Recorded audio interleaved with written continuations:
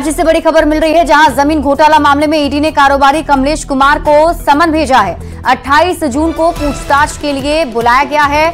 तो बड़ी खबर आपको रांची से बता रहे हैं, जहां कमलेश को समन भेजा गया। बता दें कि रांची के कांके रोड स्थित कमलेश के ठिकानों पर ईडी ने पिछले दिनों दबिश दी थी और इस दौरान ईडी को कमलेश के घर से 1 करोड़ रुपए नगद और 100 जिंदा कारतूस बरामद हुए थे, जिसके बाद ईडी के द्वारा कारतूस को कांके पुलिस के हवाले कर दिया गया था और इस आधार पर कांके थाना में कमलेश के खिलाफ एफआईआर भी दर्ज हुई थी।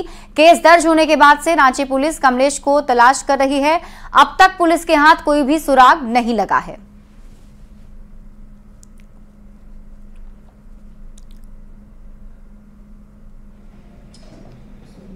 जो इन्फोर्समेंट डायरेक्टरेट की रेड हुई थी, उस रेड के दौरान वहाँ की टीम को जो है कारतूस मिला था और उन लोगों की सूचना पर पुलिस गई थी। पुलिस ने आर्म्स एक्ट में एफआईआर दर्ज किया है और उसके अनुसंधान चल रहा है। लैंड स्कैम मामले में ईडी की कार्रवाई लगातार जारी है और इसी फहरिस्त में ईडी ने एक बार फिर सम्मन किया है कमलेश कुमार को। कमलेश कुमार जो कि एक ज़मीन कारोबारी है, पिछले दिनों उसके ठिकानों पर ईडी के द्वारा जो है वो छापेमारी की गई थी और उसके घर से 1 करोड़ रुपए नगद और 100 जिंदा कारतूस ईडी के द्वारा बरामद किए गए थे। पूरे मामले में ईडी के द्वारा जो कारतूस बरामद किए गए थे, उस कारतूस को कांके पुलिस के हवाले कर दिया गया था और मामले में डीजीपी को भी पत्र लिखा था और इस पूरे मामले की जाँच की बात कही गई थी।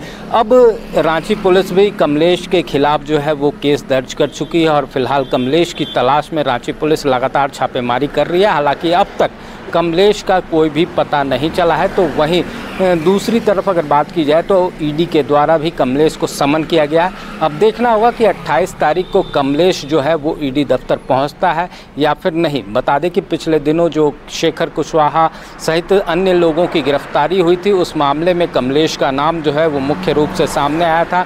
कई ज़मीनों के कागजात को फर्जी बनाकर उसने खरीद बिक्री की थी और इसी सिलसिले में अब जो ईडी का जाँच का दायरा है वो कमलेश तक पहुँचा है। रांची से न्यूज़ 18 के लिए ओम प्रकाश। और इसी बीच बोकारो से आपको बड़ी खबर बता दें, बीएसएल में प्रमोशन देकर अफसर बनाने में गड़बड़ी की बात सामने आ रही है। 16 कर्मचारियों के खिलाफ मामला दर्ज किया गया है। सीबीआई की धनबाद एंटी करप्शन ब्रांच ने इसको लेकर जांच शुरू कर दी है। बीएसएल में एग्जीक्यूटिव ग्रेड पद पर प्रमोशन के लिए परीक्षा ली गई थी और परीक्षा में पैसा और पैरवी का जमकर खेल हुआ था। भारत सरकार के इस्पात मंत्रालय ने विजिलेंस डायरेक्टर नीरज अग्रवाल मामले की सीबीआई जांच के लिए सिफारिश की थी।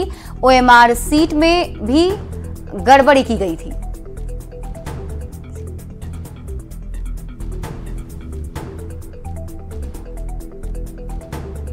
16 कर्मचारी गलत तरीके से पैरवी में और पैसे के बल पे प्रमोशन लेने का काम किए हैं और इन लोगों पर सीबीआई ने मामला दर्ज कर लिया है। हम पहले तस्वीर दिखाना चाहते हैं। यह बोकारो स्टील प्लांट का जो कंबाइंड बिल्डिंग है, जिसे कहते हैं आपको, ये है जहां अधिकारी बैठते हैं और सेल बोकारो स्टील प्लांट के कर्मचारियों के प्रमोशन को लेकर अफसर बनने में गड़बड़ झाला हुआ है।